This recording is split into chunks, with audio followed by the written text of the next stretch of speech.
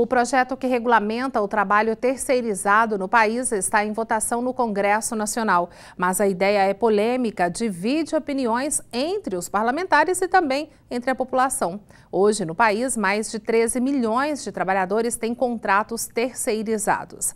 Veja o que prevê a lei na reportagem do quadro Seus Direitos. O Sindicato das Empresas de Asseio, Conservação, Limpeza Urbana e Terceirização de Mão de Obra do Estado de Goiás acompanha toda a tramitação do projeto de lei que regulamenta a terceirização de serviços. O primeiro texto, aprovado na semana passada na Câmara dos Deputados, permite a atuação de terceirizados para atividades fins e não somente para atividades meio, como limpeza e segurança. Por exemplo, uma empresa que produz móveis pode até então terceirizar a limpeza e os serviços de alimentação de seus funcionários, mas não de montagem da mobília. Para o presidente da entidade, a nova lei pode trazer uma segurança jurídica para as empresas de terceirização e seus funcionários, já que esta modalidade de contratação nunca foi regulamentada no país. Nós estamos regulados único exclusivamente por uma súmula do Tribunal Superior do Trabalho que regula algumas atividades meio, mas que nem eles sabem explicar, definir exatamente o que é uma atividade fim, o que é uma atividade meio. Então, o trabalhador, a empresa que presta serviço, o contratante, todos, a partir da aprovação dessa lei, terão uma segurança jurídica nesse país. O projeto deve ser aprovado esta semana na Câmara Federal e só então será encaminhado ao Senado. Caso sofra alteração, retorna para a Câmara Federal e depois deve voltar ao Senado e só então será encaminhado para a sanção da presidente Dilma. Centrais sindicais e trabalhadores são críticos à ampliação da terceirização porque temem a precarização das condições de emprego e perda dos direitos trabalhistas. Empresários defendem a proposta alegando recuo da informalidade e queda no desemprego. Será? Bom, e quais as vantagens e desvantagens desse tipo de contrato terceirizado? Para saber os detalhes, eu converso agora com o advogado trabalhista Rogério Gomes Monteiro. Oi, Rogério, tudo bem? Boa tarde. Boa tarde. Rogério, dá para definir o que é atividade meio e o que é atividade fim, assim, de forma certinha? Bem, a legislação não define de forma certa o que vem a ser atividade meio e atividade fim. Mas a jurisprudência, no modo geral, define como atividade fim aquela atividade que a empresa desempenha. Igual a reportagem mesmo diz, se for marcenaria, seria uma marceneira, montagem dos móveis, né? Se for jornalismo, jornalista em si. Essa atividade meio... Não, essa é a atividade fim. Atividade fim, desculpa. Essa é a atividade fim. A atividade meio seria aquela ligada à especialização, não especializada, quer dizer, limpeza, conservação, né, e afins, alimentação. E a mudança toda aí, em que ponto?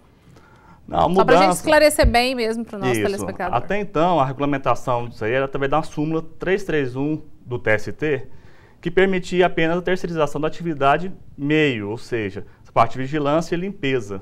Então, agora, a partir de então, com a aprovação da nova legislação, está prevista a terceirização da atividade fim, que seria essa atividade principal da empresa, né? E essa é a grande preocupação de muitos especialistas, né?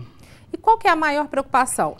Por exemplo, eu lembrei aqui agora, um concurso público, as pessoas de um concurso público, elas não ficariam porque quem presta o concurso está lá na atividade fim, não, ou não?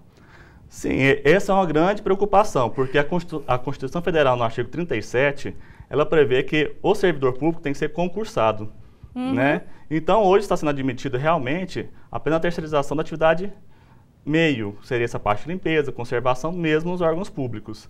Então, essa nova legislação, de certa forma, precisa de uma regulamentação, da discussão ampla sobre isso, porque esse seria um direito precarizado. Como ficariam esses concursos públicos que a Constituição prevê? Uma lei ordinária não pode revogar uma norma constitucional. Então, porque, só para a gente entender, senão aí a administração pública poderia contratar ali para atividade fim e aí os concursos públicos acabariam. Não é que acabariam, mas não seriam tão necessários assim, de acordo com a manifestação do poder público. Isso, ficaria ao poder discricionário da administração pública querer contratar ou não para algumas atividades, o que poderia realmente eliminar alguns concursos públicos, na minha opinião. E em relação à iniciativa privada, qual é a maior preocupação? Bem, realmente a iniciativa privada, na verdade, ela carece realmente de uma regulamentação. Só que o texto, como está sendo aprovado, o que preocupa um pouco o texto base, porque ele, de certa forma, pode sim precarizar algumas situações, né, para o empregado. Mas, por outra forma, é necessário realmente uma segurança jurídica para ambas as partes com a melhor regulamentação. Então, quer dizer, o sindicato, por exemplo, ele está querendo propor emendas para que, por exemplo, a convenção coletiva dos empregados da empresa possam valer também para os empregados terceirizados. Então, quer dizer, teria o direito de igualdade. Aí sim, eu acho que teria uma certa equidade entre o terceirizado e o trabalhador da empresa. Hoje, em relação a quem trabalha terceirizado, tem todos os direitos garantidos? FGTS, férias, estudos é garantido ou não? Sim, todos os direitos são garantidos, né? Não houve alteração, inclusive, na CLT.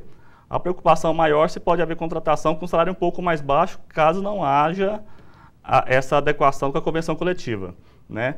Mas fora isso, se houver essa emenda que está sendo proposta pelos sindicatos, realmente os salários serão iguais e, de certa forma, não vai compensar para as empresas terceirizar a atividade fim. Ok. Então, isso, então, pode mudar um pouquinho aí, mas essa discussão ainda vai longe? Essa discussão ainda vai longe. Com certeza. Amanhã ainda vai ter uma votação, né, na Câmara, para depois, então, seguir para o Senado. Seguir para o Senado. E depois ainda a sanção. Então, a gente vai ter muito ainda a discutir em relação a isso. Rogério, muito obrigada por participar conosco. Eu que agradeço, né? Obrigada. Eu conversei agora com Rogério Gomes Monteiro, que é advogado trabalhista.